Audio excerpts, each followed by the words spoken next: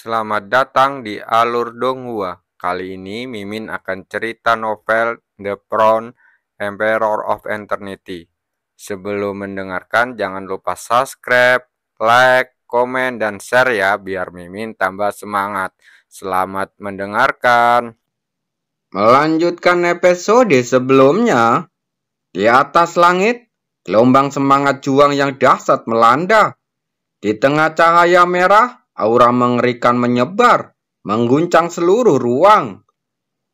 Awan darah bergulung-gulung dan gemuruh bergema di angkasa.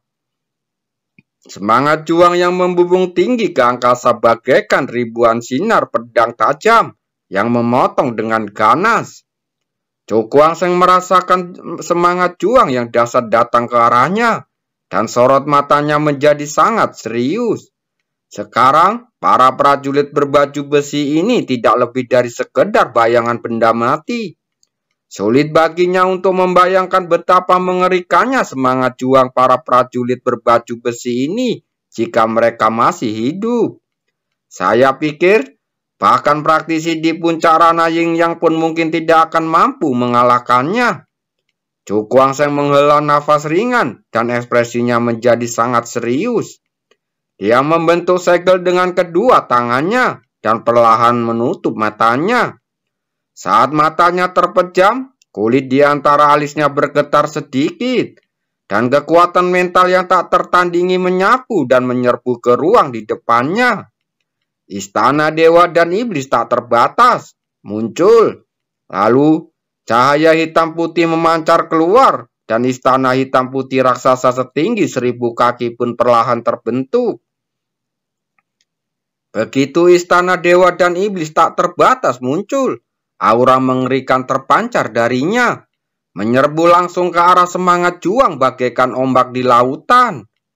Hanya kontak aura saja sudah menyebabkan ledakan dahsyat terdengar terus-menerus. Udara di sekitarnya langsung meledak dan tanah pun tertutup oleh lubang. Cukuang Seng melangkah maju dan sosoknya langsung menghilang dari tempatnya. Saat dia muncul lagi, dia sudah berada di puncak istana dewa dan iblis. Sekarang, biarkan aku merasakan kekuatan roh pertempuranmu. Matanya bersinar tajam dan dia membentuk segel dengan kedua tangannya. Istana dewa dan iblis di bawah kakinya mulai bergetar hebat. Gelombang aura yang kuat menyebar dan cahaya hitam dan putih menyelimuti separuh ruang. Istana tak terbatas dewa dan iblis, ilusi. Teriaknya pelan keluar darinya dan dua gunung besar dengan cepat muncul dalam cahaya hitam dan putih yang terus bergulir. Kedua gunung itu tingginya ribuan kaki, satu berwarna hitam dan satunya berwarna putih. Aura keduanya langsung menyatu, memancarkan kekuatan penindasan yang luar biasa dahsyat. Cukuang Seng mengangkat kepalanya dan memandang ke arah dua gunung dengan ekspresi aneh melintas di matanya. Kekuatan istana dewa dan iblis hanya ditentukan oleh ukuran. Akan tetapi, cara menggunakan kekuatan itu sepenuhnya bergantung pada penggunanya. Dapat dikatakan bahwa jika ada 10.000 praktisi menggunakan takdir spiritual, istana dewa dan iblis, maka akan ada 10.000 cara untuk menggunakannya. Banyak perubahan di dalamnya begitu misterius dan mendalam, sehingga lawan tidak dapat memahaminya. Tekan. Cukuang Seng menghentakkan kaki di istana dewa dan iblis. Lalu dua gunung berwarna hitam putih melesat keluar, membawa hembusan aura yang amat berat, menekan para prajurit berbaju besi di bawahnya. Menanggapi hal ini, tombak-tombak di tangan para prajurit berbaju besi itu tiba-tiba bergetar. Kemudian tombak-tombak itu satu demi satu terbang dari tangan mereka dan terbenam ke dalam awan darah. Dalam sekejap, awan darah itu meledak dengan gelombang yang sangat mengerikan, dan aura yang dahsyat menyebar seolah-olah dapat menghancurkan ruang. Saat berikutnya, awan darah tiba-tiba menyusut dengan cepat, dan kekuatan di dalamnya berkumpul menjadi satu titik. Samar-samar, Tampak ada suatu kekuatan yang dahsyat memancar darinya, membuat kulit kepala serasa kesemutan, dan seluruh tubuh mereka gemetar. Pupil mata Cukuangseng sedikit mengecil, dan sebuah benda berwarna merah darah mengembun keluar di tempat berkumpulnya awan darah. Benda ini tampaknya terbuat dari sejenis logam yang berlumuran darah. Semangat bertarung yang kuat terpancar darinya, menyebabkan ruang di sekitarnya bergetar sedikit. Dan riak-riak pun segera muncul. Armor baja, ekspresi Cukuangseng cukup terkejut. Ketika dia memperhatikan dengan teliti, dia mendapati bahwa itu adalah sepotong baju zirah. Baju zirah ini seakan-akan terlepas dari baju zirah perang tertentu, dan masih memancarkan aura kuno yang membuat orang merasa gemetar. Mungkinkah itu milik orang itu? Cukuangseng bergumam. Di pemakaman para dewa dan iblis ini telah dimakamkan sesosok yang sangat kuat. Konon, lelaki ini semasa hidupnya merupakan seorang jenderal pada masa dinasti Tianyun yang memimpin seluruh pasukan dinasti Tianyun. Kekuatannya begitu dahsyat sehingga bahkan kaisar dinasti Tianyun menjadi waspada terhadapnya dan sangat menghormatinya. Asal-usul dinasti Tianyun semakin menonjolkan kekuatan mengerikan sang jenderal ini. Karena seluruh tanah terlantar itu dikuasai oleh dinasti Tianyuan saat itu. Dinasti Tianyun merupakan raja yang tak terbantahkan di tanah terlantar ini dan merupakan kekuatan penguasa tertinggi. Dari sini kita bisa melihat betapa kuatnya orang yang mengendalikan seluruh militer dinasti Tianyun. Benda ini seharusnya barang asli. Cukuangseng menatap baju besi itu dengan mata berapi-api. Jika dia bisa mendapatkannya dengan aura yang tersisa di dalamnya, dia mungkin bisa menemukan tempat pemakaman sang jenderal. Sekarang, mari kita tangani hal-hal ini dulu. Cukuangseng menarik nafas dalam-dalam dan menekan tangannya kuat-kuat ke udara. Dua gunung, satu hitam dan satu putih, meraung jatuh dengan ganas menindas para prajurit berbaju besi di bawah. Teriakan perang kembali terdengar, namun kali ini bukan keluar dari tubuh para prajurit berbaju zirah, melainkan dari serpihan baju zirah. Saat berikutnya, pecahan-pecahan baju zirah itu tiba-tiba bergetar, lalu melesat keluar bagaikan anak panah. Meskipun ada keheningan dimanapun ia lewat, aura yang dipancarkan sangat mengerikan. Cukuangseng tampak tenang. Dia melihat gunung-gunung hitam dan putih itu tiba-tiba menekan dan bertabrakan dengan pecahan baju besi itu. Suara dengungan yang mengerikan langsung terdengar, dan roh pertempuran yang mengerikan meledak dari pecahan-pecahan baju besi, terus-menerus menghantam pegunungan hitam putih. Meskipun roh pertempuran ini tidak sekeras sebelumnya, namun ketebalannya seperti magma di dalam tanah. Setelah mengalami bertahun-tahun kompresi dan tempering yang tak terhitung jumlahnya menjadi semakin sangat mengerikan. Akan tetapi, berhadapan dengan roh pertempuran yang mengerikan ini, gunung-gunung hitam putih itu tidak mau kalah. Kekuatan dahsyat berguncang dalam gelombang, menghancurkan roh pertempuran yang datang. Roh pertempuran bergetar, dan tampaknya ada banyak sekali raungan perang yang bergema. Dan samar-samar ada juga banyak sekali suara logam yang beradu. Wajah Cukuangseng tampak serius. Dia berdiri di istana dewa dan iblis. Ekspresinya terus-menerus berubah. Kalau begini terus, kalaupun dia tidak kalah, dia tetap tidak akan bisa menang. Tatapannya tiba-tiba tertuju pada para prajurit berbaju besi, dan kilatan cahaya melintas di matanya. Meskipun pecahan baju zirah itu kuat, tapi sama sekali tidak memiliki superioritas. Jika para prajurit berbaju besi ini tereliminasi, pecahan baju besi tidak akan memiliki kekuatan lagi. Memikirkan hal ini, pikiran Cukuangseng langsung tergerak. Dan istana dewa dan iblis membawanya menuju para prajurit berbaju besi itu. Sekarang, selama kami menekan Anda, semua ujian akan berakhir. Istana dewa dan iblis membawa Cu Kuangseng dan perlahan jatuh ke arah prajurit berbaju besi. Akan tetapi, prajurit berbaju besi itu tidak banyak bereaksi terhadap hal ini. Seluruh tenaganya masih tercurahkan pada pecahan-pecahan baju zirah untuk menahan serangan dari gunung hitam putih itu. Tekan! Cu Kuangseng langsung sangat gembira, dan istana dewa dan iblis segera turun menutupi para prajurit berbaju besi itu. Setelah perlawanan sengit, istana dewa dan iblis kembali damai. Hubungan antara para prajurit berbaju besi dan pecahan baju besi itu pun terputus sepenuhnya pada saat ini. Pecahan baju zirah itu langsung bergetar, dan roh pertempuran yang terpancar darinya lenyap dalam sekejap, perlahan-lahan jatuh ke bawah. Pikiran Cu Kuangseng langsung bergerak, dan gunung hitam putih langsung menghilang. Lalu dia mengulurkan tangannya dan mengambil bagian dari baju zirah itu. Saya tidak menyangka masalah ini akan terpecahkan dengan mudah pada akhirnya. Dia menggelengkan kepalanya. Jika para prajurit berbaju besi itu bukan sekedar bayangan mati yang tidak tahu bagaimana beradaptasi, dia tidak akan pernah bisa menyelesaikan pertempuran dengan mudah. Apakah saya telah lulus ujian? Dia mengangkat kepalanya dan melihat sekelilingnya, hanya untuk melihat bahwa ruang kuno ini menjadi lebih ilusi dan akhirnya hancur sedikit demi sedikit. Di dunia luar, mengapa orang ini belum lulus ujian? Orang-orang di panggung batu menatap pilar roh pertempuran dan bertanya dengan tatapan bingung.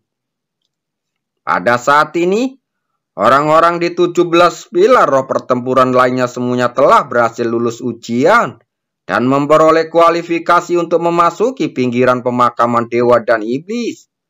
Dan hanya anak ini yang belum membuat gerakan apapun. Mungkinkah anak ini gagal ujian dan tidak bisa bangun? Seseorang pun berseru. Setelah kata-kata ini diucapkan, banyak orang menggelengkan kepala. Dilihat dari kemampuan bertarung yang ditunjukkan anak itu tadi, tidak mungkin dia tidak bisa menyelesaikan ujiannya. Tetapi mengapa orang ini belum bangun juga? Di antara kerumunan, Liu Fei juga terlihat sedikit khawatir. Tetapi saat ini, dia tidak berani melakukan apapun dengan gegabah dan hanya bisa menunggu dengan cemas. Di atas pilar roh pertempuran, mata Feng Lier tertuju pada Cu Kuangseng yang tengah duduk bersila dengan mata yang terpejam. Dengan sedikit rasa penasaran terlintas di matanya. Apa sebenarnya yang dilakukan orang ini? Sekarang sudah setengah hari berlalu. Sekalipun tidak lulus ujian, seharusnya ujiannya sudah berakhir sekarang. Tetapi yang membuatnya bingung adalah orang ini tetap tidak bergerak sama sekali. Saat semua orang terlihat kebingungan, pilar roh pertempuran tiba-tiba bergerak. Roh perangnya pun melonjak, dan seberkas cahaya merah darah melesat keluar dan berkumpul di atas kepala Cu Kuangseng. Apa itu? Semua orang menatap persimpangan darah dan cahaya dengan kebingungan. Dan sepotong pecahan baju besi seukuran telapak tangan muncul. Mata Feng Lier menjadi lebih fokus. Dia merasakan fluktuasi aura yang sangat mengerikan dari baju zirah itu. Fluktuasi ini berasal dari roh pertempuran yang menguasai pilar. Seakan-akan ia adalah penguasa pilar roh pertempuran. Mata Cu Kuangseng yang tertutup rapat perlahan terbuka. Dia mengulurkan tangan, dan bagian baju zirah itu terjatuh di pegangnya. Dia mengabaikan pandangan terkejut itu dan menatap ke depan, di mana dia melihat ruang berfluktuasi seolah-olah tirai cahaya besar telah terbentuk. Pinggiran pemakaman dewa dan iblis. Tak lama kemudian, perhatian semua orang tertarik oleh tirai cahaya, dan tatapan berapi-api perlahan muncul di mata mereka. Pergi? teriak seorang praktisi di pilar roh pertempuran. Dia mengepalkan tangannya, lalu seberkas cahaya terlesat ke langit dan berubah menjadi token hitam. Token itu terus bergetar, dan cahaya hitam menyebar ke bawah, membentuk perisai cahaya besar. Melihat hal ini, orang-orang yang datang bersama orang itu pun langsung berhamburan keluar dan masuk ke dalam perisai cahaya itu. Ayo pergi. Pria itu melambaikan tangannya dan memimpin semua orang terbang menuju tirai cahaya.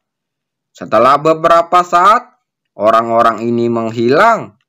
Melihat hal itu, para praktisi yang memimpin orang-orang dari pasukannya masing-masing segera bergegas masuk ke dalam tirai cahaya satu demi satu. Semuanya, aku pergi dulu. Praktisi dari dinasti Gurun melambaikan lengan bajunya dan memimpin banyak orang ke pinggiran pemakaman dewa dan iblis. Tuan muda, mana token Anda? Fenrir melihat semua orang sudah pergi dan mengalihkan pandangan mata indahnya ke arah Cukuangseng sambil tersenyum. Dia telah melihat dengan jelas sebelumnya bahwa dia telah lulus ujian. Mendengar ini, Cukuangseng tersenyum sedikit. Dia menoleh ke belakang. Liu Fei dan yang lainnya segera mengerti dan bergegas mendekat. Dia merentangkan kedua telapak tangannya, dan potongan pecahan baju sirah itu pun tergantung di atas kepala mereka. Gelombang cahaya roh pertempuran menyapu, membentuk perisai cahaya yang sangat besar. Ayo pergi. Cukuangseng bergegas keluar dan bergegas menuju tirai cahaya bersama Liu Fei dan yang lainnya. Setelah beberapa saat, kelompok itu memasuki pinggiran pemakaman dewa dan iblis tanpa halangan apapun. Melihat semua ini, mata cantik Fenrir dipenuhi dengan rasa takjub. Yang mereka dapatkan hanyalah token hitam. Mengapa orang ini dapat memasuki pinggiran makam dewa dan iblis lebih mudah dengan sepotong pecahan baju zirah? Orang ini menjadi semakin tidak terduga. Mata Fenrir berkedip-kedip. Kemudian dia memimpin orang-orang dari dinasti Su Feng ke pinggiran pemakaman dewa dan iblis. Saat semua orang di pilar roh pertempuran pergi, orang-orang yang hadir tinggal sebentar dan kemudian pergi satu demi satu. Mereka telah kehilangan kualifikasi untuk memasuki pinggiran pemakaman dewa dan iblis. Tetapi mereka tidak mau kembali, jadi mereka hanya bisa mencari di tempat lain dan mencoba menemukan beberapa harta yang tersebar di pulau itu. Di angkasa purba, di atas daratan luas yang tandus, aliran cahaya jatuh dari langit dan mendarat di atas batu yang lapuk. Kita telah sampai di pinggiran pemakaman dewa dan iblis.